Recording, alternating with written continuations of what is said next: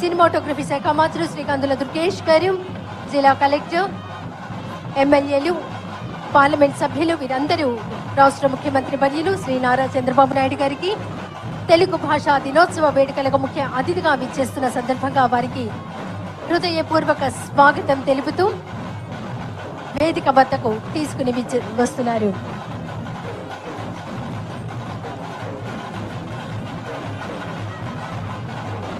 సామాన్యుడికి జ్ఞాన ఫలాలు అందాలి, భాషా వికాసం చెందాలి అని ఆలోచించిన మన మనీషి గిడుగు రామ్మూర్తి పంతులు గారు భాషోద్యమం చేసిన పిడుగు గిడుగు.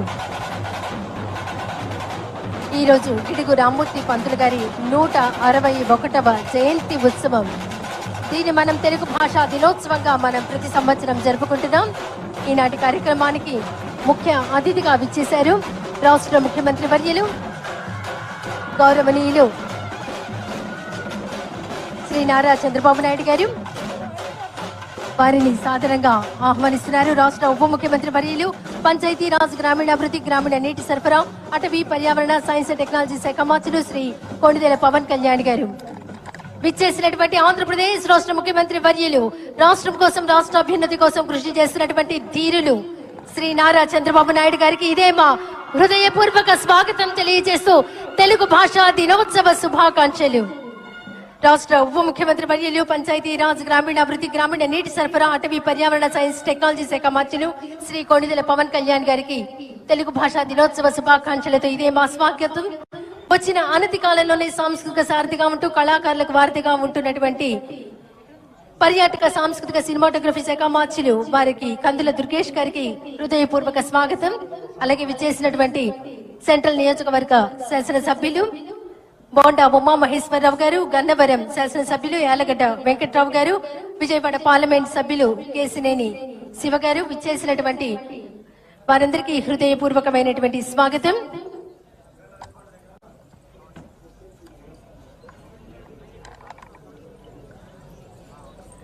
అలాగే ఈనాటి కార్యక్రమాన్ని ముందుగా జ్యోతి ప్రజ్వలనతో కార్యక్రమాన్ని ప్రారంభించవలసిందిగా గౌరవ రాష్ట్ర ముఖ్యమంత్రి వర్యులు శ్రీ నారా చంద్రబాబు నాయుడు గారిని కోరుతున్నాం. రాష్ట్ర ఉప ముఖ్యమంత్రి వర్యులు పంచాయతీరాజ్, గ్రామీణాభివృద్ధి, గ్రామీణ నీటి సరఫరా, అటవీ, పర్యావరణ, సైన్స్ టెక్నాలజీ శాఖ మంత్రులు శ్రీ కొణిదెల పవన్ కళ్యాణ్ గారిని, రాష్ట్ర పర్యాటక, సాంస్కృతిక, సినిమాటోగ్రఫీ శాఖ మంత్రులు శ్రీ కందుల దుర్గేష్ గారిని, శాసన సభ్యులను, పార్లమెంట్ సభ్యులను అందరినీ ముందుగా గిడుగు రామమూర్తి పంతులు గారి చిత్రపటానికి పుష్పాంజలి సమర్పిస్తున్నారు. వేదిక మీదకు విచ్చేయవలసిందిగా ఆహ్వానిస్తున్నాం. గిడుగు రామమూర్తి పంతులు గారి ముని మనమడు గిడుగు నాగేశ్వరరావు గారు, ముని మనవరాలు గిడుగు కాంతి కృష్ణ గారు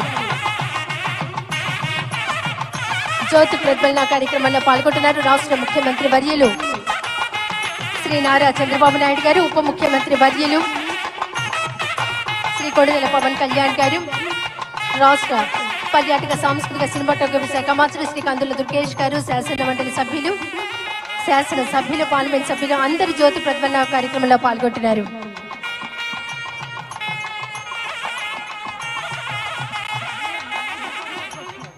జ్యోతి ప్రజ్వలన కార్యక్రమంలో పాల్గొన్న వారందరికీ హృదయపూర్వక ధన్యవాదాలు.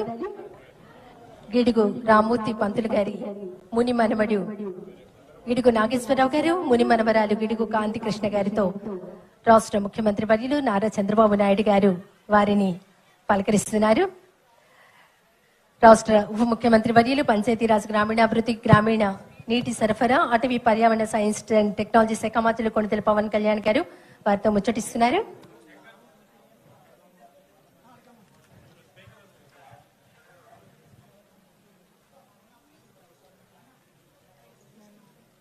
ఇప్పుడు రాష్ట్ర ప్రార్థనా గీతం శంకరంబాడి సుందరాచారి గారి విరచిత మా తెలుగు తల్లికి మల్లెపూ దండ రాష్ట్ర గీతం విజయవాడ ఘంటసాల ప్రభుత్వ సంగీత నృత్య కళాశాల విద్యార్థినులు బి దీప్తిశ్రీ, ఈ శ్రీ, సి లాసిప్రియ, కె సుధా, కౌముది పాడవలసిందిగా ఆహ్వానిస్తున్నాం.